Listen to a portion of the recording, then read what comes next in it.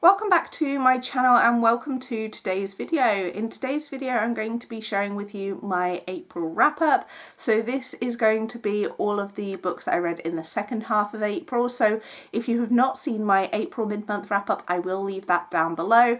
They are all the books I read in the first half of the month, and then in this video I think I have 9 to share which I read in the later half of the month. So as always I will start with the stats from April and then we'll dive straight into the books. So let me just grab my phone here so I can go through the stats. So in total for April I read 24 books.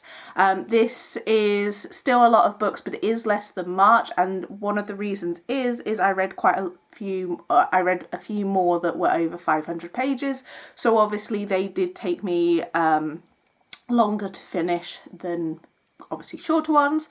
So I will break that down. So of those 24 books, 4 of them were contemporary romances, 3 were small town romances, 1 was a sports romance, 4 were mystery thrillers, which was I think more than previous months, 1 horror and 9 fantasy, 1 graphic novel and 1 just straight fiction book, which was The Favourites by Lane Fargo. So a mix of things, no historical romance and no non-fiction and no historical fiction, but I'm happy with that. It's a nice breakdown of different things. Obviously the small town romance and sports romance does also fit within the contemporary romance genre, but I like to split those out just so I can keep a track of it. And then in terms of format, 13 of those were print books, so physical books I read, 6 audiobooks and 5 ebooks. Then for ratings, it was 8 3 stars, 4 3.5 stars, 10 4 stars and 2 4.5 stars, so no 5 stars this month. Then 7 of those were new to me authors that I'd not read from before, and 17 of those were authors that I'd previously read from. And then in terms of the page breakdown, we've got 2 that were less than 300 pages, 18 that were 300 to 499 pages, and 4 that were over 500 pages. So a good mix of page lengths. So let's dive into I think it's 9 books that I read in the second half of the month. So firstly we'll start with This Book Will Bury Me by Ashley Winstead, and I gave this one 3 stars. So I didn't necessarily love this book, but it was okay. So this one, we are following a group of people who are like internet sleuths, and basically they chat on forums about different crimes, like unsolved crimes or ongoing crimes, and they try to figure out the culprit, basically. And we are following a particular murder that has happened at a college. I think it was 2 or 3 college girls end up being killed, and they internet sleuths are kind of all over this case, talking about it, trying to figure out what's happened and getting involved. And I feel like that is very reminiscent of real life. I mean, whenever things happen, whenever there have been like big major cases, there are always people like on TikTok giving their opinions and their views of what might have happened, rightly or wrongly. And I just found this one a little bit boring, if I'm being honest. Like, I wasn't invested in the story, and I wasn't invested with the characters either. So as they were trying to figure out this, what happened, I wasn't, as I say, invested in it. It also is quite long. It was 480 pages, which I think is quite on the long side for a mystery thriller. And yeah, I didn't love this one. I have also heard that people have criticised the fact that this book follows quite closely to a real life case, which happened in the US. Now, it's not a case that I'm familiar with. It's not something I really heard about. I don't think it got reported here in the UK, so I can't really comment on that, but I know that that was a criticism that I saw other people commenting about. And obviously if it did if it does follow quite closely to real life events, then I can see why some people would not like that. But yeah, overall it was a 3-star for me. A little bit disappointing because it was a book that I was looking forward to. Then I read Off to the Races by Elsie Silver. This was part of one of my reading vlogs, so we'll leave that vlog linked down below so you can see my full thoughts. But this one I gave 3 stars to as well. It's definitely my least favourite book that I've read from Elsie Silver, but I also think that this was her first book that she ever wrote, so I can definitely see, obviously, that she's developed as an author since this one. So this one we follow Billy and...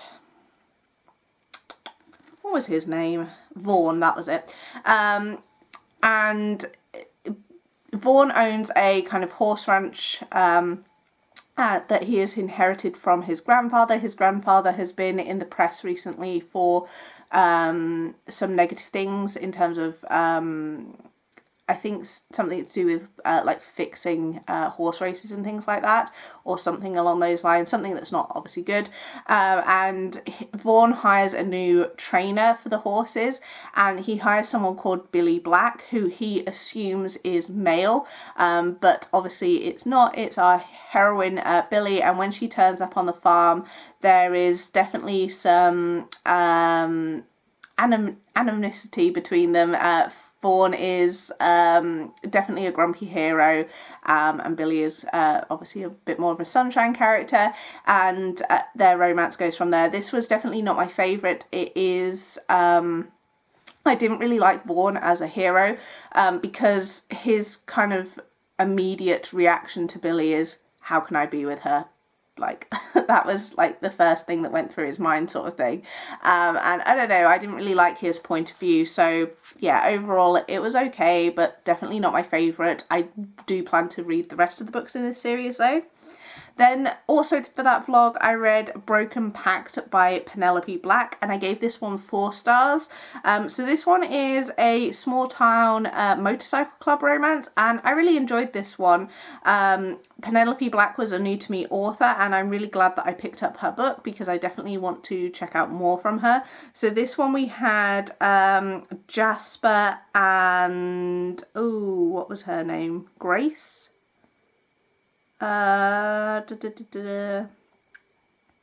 can't remember what her name is. I'll put it on screen. You know by now that I'm terrible with remembering names. But in this one, this was kind of a second chance romance because these characters had been together previously, and she has moved back. Had she moved back to town? I can't remember. Oh no, it was fake dating. So yes, they entered into a fake relationship, but it was very clear that there was nothing fake about this relationship. I really enjoyed this one. I think I had a really good time reading it. This again was slightly on the longer side for a small town romance. It was 445 pages, but I still had a really good time reading this one, and I would definitely recommend checking out this author, especially if you like small town romances. With the kind of motorcycle club element. I hadn't read a motorcycle club romance for a while, and I definitely want to pick up some more, so if you have any recommendations, please let me know. Then I read The Score by Elle Kennedy. I listened to this one on audiobook, and I really enjoyed this one. This one I gave 4 stars to, and this one is Dean and Allie's romance. So in this one we follow Dean, who is known around campus as a bit of a playboy. And he is, he's very open about the fact that that is who he is. And he and Allie end up getting together when she spends a night at his, in his dorm, because her friend's boyfriend is out of town, so he says that she can stay at his place because she is trying to avoid her ex-boyfriend, and they end up having this one night together, which obviously leads to more. I really enjoyed this one. Elle Kennedy's writing is a lot of fun. I definitely recommend the audiobooks for this series. I've listened to, this is the 3rd book in the series, I've listened to the other 2, and I feel like that is my favourite way to consume her books. I think the audiobooks are really well done, and yeah, I really enjoyed this one. I definitely like these characters a lot more than I did for The Mistakes. I gave The Mistake I think 3 stars, but I enjoyed this one a lot more.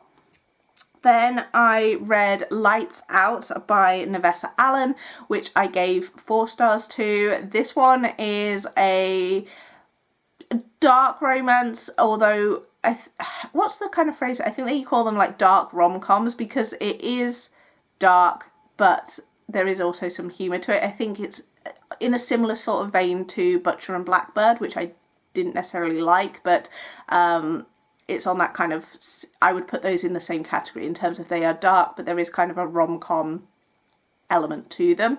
And Lights Out follows this masked man. I can't remember his name, so I will, let me just see if I've got it written down. No, I can't remember the names, but I'll put those on screen. But basically there is this guy that posts thirst traps on Instagram of himself in a mask, and our main female character really enjoys watching his videos. They're like her favourite part of the day whenever he posts a new video, and he figures out who she is after her kind of ex, they weren't really properly dating, but the guy that she was seeing shows his friend this video and says, this girl's just asked me if I would be into this, and the guy who obviously is in the mask is like, oh, that's me. Obviously he doesn't tell his friend that, but he works out who this girl is and starts stalking her, and their romance goes from there. There is a kind of we obviously see their relationship develop, and then there's this side plot where this other guy ends up dead, and they are trying to kind of cover their tracks with that sort of thing. So it did kind of veer off a little bit, but overall I did really enjoy this one, and I'm definitely looking forward to her next book, which I think comes out either this month or next month. I think it comes out quite soon, so definitely looking forward to checking out that. Then I read Book Boyfriend by Emily Wibberley and Austin Sigmund Broker. This one I didn't love. I was hoping, I've given books by this author duo before like 5 stars and 4 star, but this one didn't really work for me. This one, in theory, on paper, sounds like it would be like a book lover's dream, but it didn't quite work for me. So in this one we are following, again, the name is completely failing me, Jen and Scott, that was it. So Jen and Scott work in publishing, they work together, but they do not like one another for reasons that are not really ever fully explained, in my opinion. And Jennifer is really obsessed with this book series, which I think is meant to be a similar sort of thing to ACOTAR. It's like a fantasy romance series, and her ex-colleague has gone to work for the author of their favourite book series and has put together this like weekend event, which is like this immersive experience for the book series. So it sounds really cool, and Jennifer gets broken up with at the beginning of the book with her current boyfriend, and she decides to go on this book experience weekend, and while she is there she runs into her colleague Scott, and again it's never really, I feel, made clear why he is there, because he never seems to be like a really big fan of the book, but yeah, I'm not quite 100% sure why he was there, and it's their romance. I didn't necessarily enjoy this one as much as their previous books. I feel it falls into the trap of a lot of workplace romances where they don't like each other, and the reason that they don't like each other is either never really explained or like is a really weak reason for why they don't like each other, and if they'd maybe just sat down and talked to one another, like things could have been resolved, and sometimes that works okay and doesn't have a problem with it, and other times I just think, it's really petty that you don't get along when you're working together. You don't have to like people that you work with, but like you should get on a bit better and maybe act like adults. But yeah, this one just didn't quite hit the spot. The romance as well, I thought, was very rushed. There was a lot of time spent in the kind of book experience, which was interesting, but also when you're there for the romance, yeah, it was okay. Then I read A Feather So Black by Lyra Celine. This one I gave 3 stars to. This is a fantasy romance and is set in the a kingdom that doesn't have magic, and basically there is the queen of the kingdom, and she had a daughter, and her daughter was replaced with a challenging, which is quite common in like Fae lore. And this is our main character called Fia, and she is tasked by the queen to go and rescue her like legitimate daughter. And she goes into the Fae realm, sorry. And it's, yeah, it was just okay. Like I wasn't fully invested in this story, I will be honest. So yeah, I'm not going to be continuing on with this series. It's not necessarily one that I would recommend. Also, the book 1 is over 500 pages, and I usually find with these fantasy series, a lot of the ones that I've read recently at least, book 1 starts out relatively, not short, but like a normal length, and then you get to book 2 and it's like massive in comparison. So as I say, this one was already 500 pages, so God knows how long the next books are going to be. And I just wasn't invested enough in this story to continue on. Then I read Blood and Honey by Shelby Mahurin, and sadly I didn't enjoy this one. I gave this one 3 stars. So I read Serpent and Dove a couple of months ago, and I really enjoyed it. I gave it 5 stars, but this one didn't live up to my enjoyment of the first book. So for starters, this again falls into that trap of what I just mentioned. Book 1 was a normal-ish length. Book 2 was even longer, and I didn't feel like it needed to be that long. Like, not enough happened in this book to warrant it being that long. I will say that the ending was shocking and kind of drew me back into the story. I would say the first half of it, if not a little bit more, kind of moved at a very slow pace. I wasn't necessarily invested in where the story was going, but the ending did draw me back in and does make me want to pick up the last book in the series, which I'm not sure when I'm going to get to that one, but I will be picking it up at some point, because the ending, it ended on a cliffhanger and I need to know what happens to see how the story wraps up. And then lastly for the month, I read The Rose Bargain by Sasha Payton Smith, and I gave this one 4 stars. I did really enjoy this one, and I think there's going to be a sequel, which I cannot wait for, because this one does end on a bit of a cliffhanger, or quite a big cliffhanger.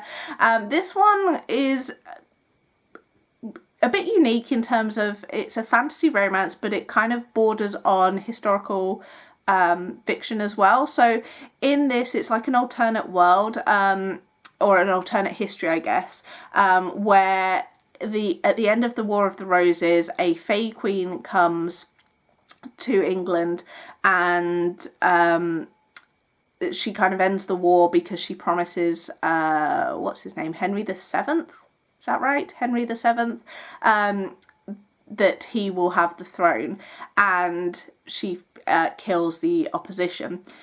And then she kills Henry the Seventh because he had the throne like for like a little bit because he made a bargain with the Fae, so he had the throne for a little bit, but she never said how long he was going to have the throne. And then she takes rule over England, and basically it has the kind of debutante type style of things like we see in Bridgerton, where the eligible young ladies of high society are presented to the Queen, and they make a bargain with her so she can give them, like, I don't know, like beauty in exchange for something else. And she decides that her son has become of age, he is going to marry, and so she creates this kind of competition for these girls to enter into, and the bargain that she makes is you can take part in this competition, but if you do not succeed, you will never have a husband in the future. And so only a select few of the girls decide to take part in this, and it's not like a normal competition. They have to go through some terrible trials, and I really enjoyed this one. It was a lot of fun. As I say, if you like historical settings, then this one would be really good for you. This is YA, so it's low on the steam. It doesn't really have any kind of steam in it, but it was still a really good read. I listened to this one on audiobook, and I definitely would recommend the audio. Yeah. And as I say, I think there's going to be a sequel, or I hope there's going to be a sequel, because this one does end on a cliffhanger, so do be prepared for that when you go into it. But they are all of the books that I read in the second half of April. I hope you guys enjoyed this video, and I will see you in my next one.